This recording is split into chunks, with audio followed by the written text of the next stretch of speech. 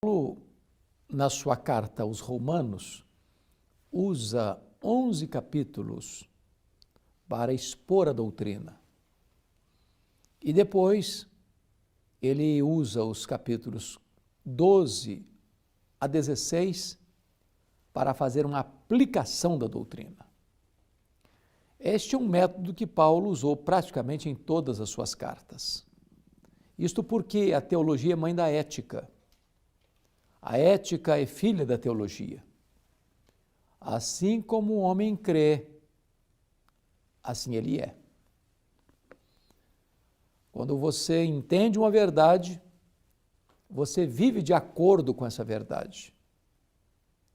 Quando você recebe o dogma, isso passa a influenciar a sua conduta.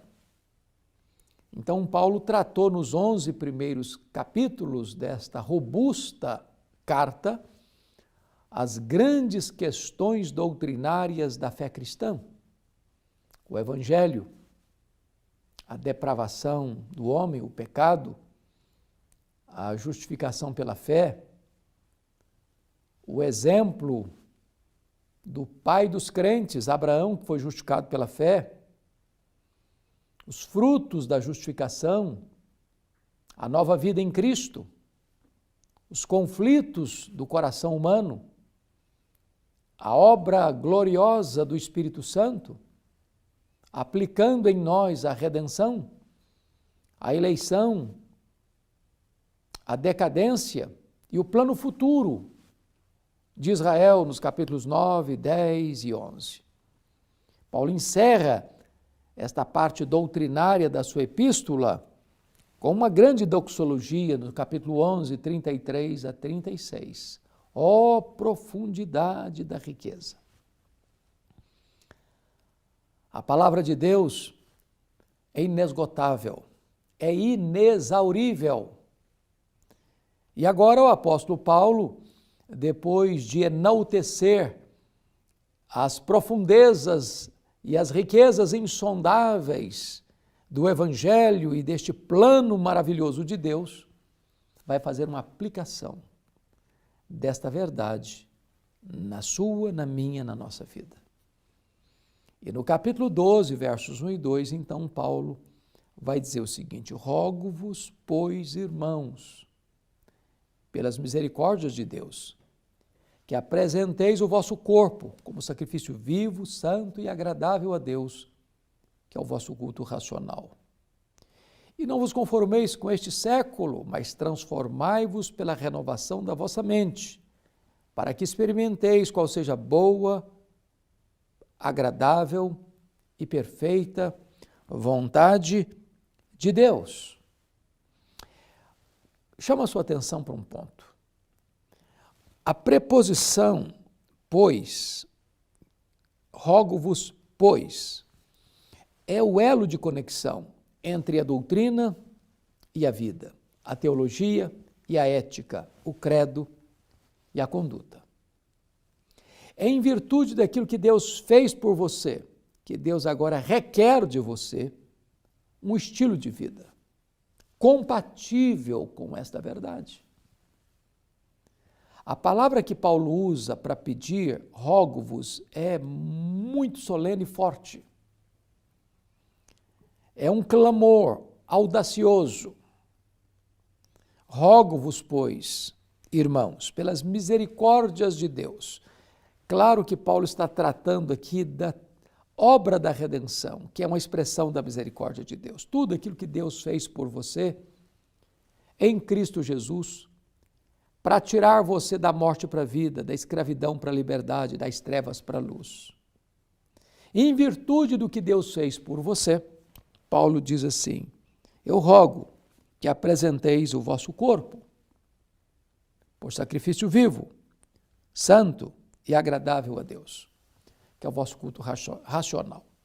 Esta palavra apresentar aqui é a mesma que os sacerdotes usavam para levar o cordeiro para o altar do sacrifício.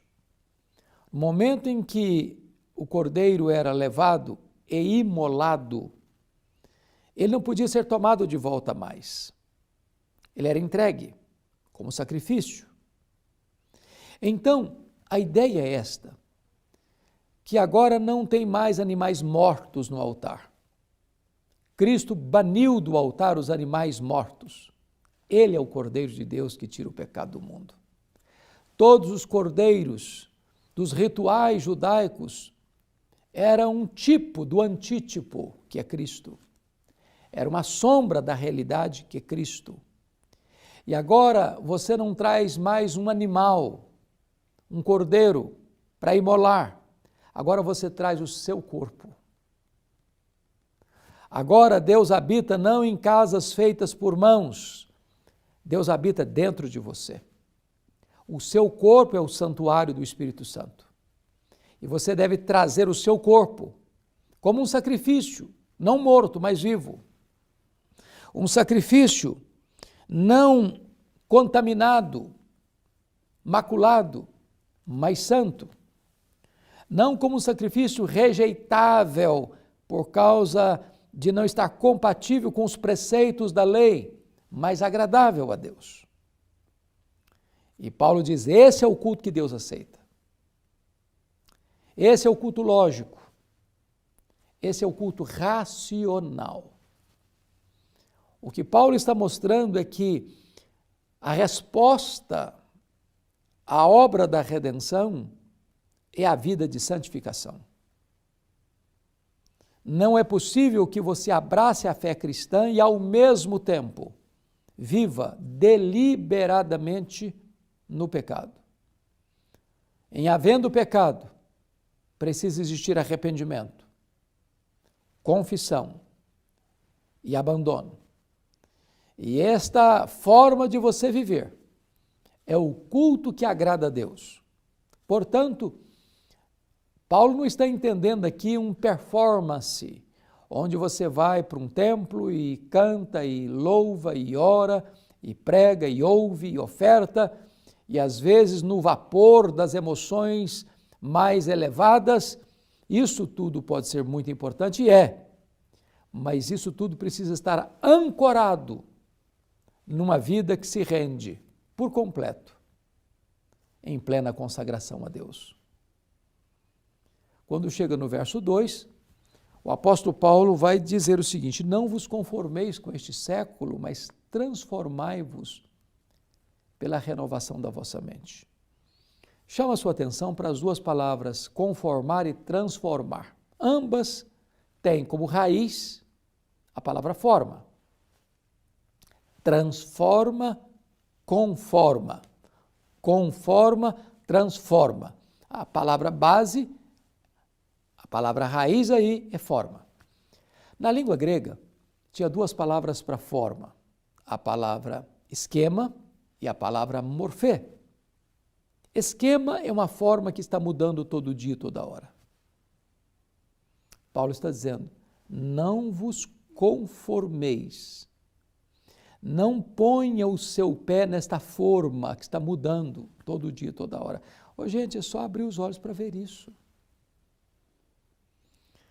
Algumas coisas que hoje são ensinadas, incentivadas, aplaudidas, há algumas décadas isso era vergonhoso, era um opróbrio. Hoje se pratica à luz do sol. Aquilo que era errado ontem, hoje a sociedade diz que é certo. Aquilo que é certo, a sociedade diz, não, é errado. O mundo está de ponta cabeça. Este século está rendido à ditadura do relativismo. Não é uma questão de tolerância ao erro. É uma questão de inversão de valores. Chama-se luz de trevas e trevas de luz. O amargo de doce e o doce de amargo. Nós estamos vivendo uma espécie de sodomização da nossa cultura. E Paulo é categórico, não vos conformeis, não ponham o pé nesta forma que está mudando todo dia, toda hora. Mas o que fazer?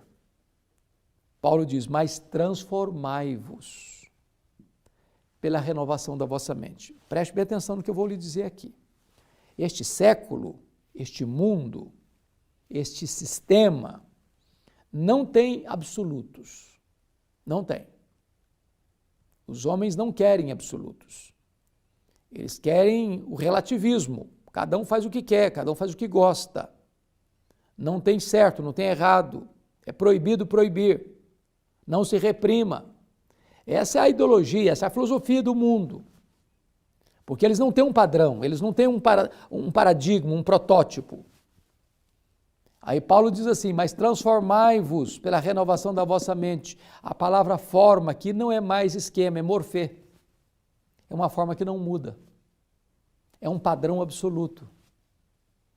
É um exemplo que você pode olhar para ele, mirar nele e seguir esse modelo, esse padrão. Esse exemplo é Cristo. Quando você olha para Jesus, o varão perfeito, diz a Bíblia que você vai sendo transformado pela renovação da sua mente. Você vai sendo transformado de glória em glória, na imagem de Cristo. E aí, em vez de você se conformar com este século posto no maligno, o mundo jaz no maligno. O mundo tem um príncipe e ele é o maligno. É o pai da mentira. É o assassino desde o princípio. É o ladrão que veio para roubar, matar e destruir. Paulo diz, não entre nesse jogo deles não. Não se conforme com isso não. Não se capitule a essa filosofia, a essa ideologia não.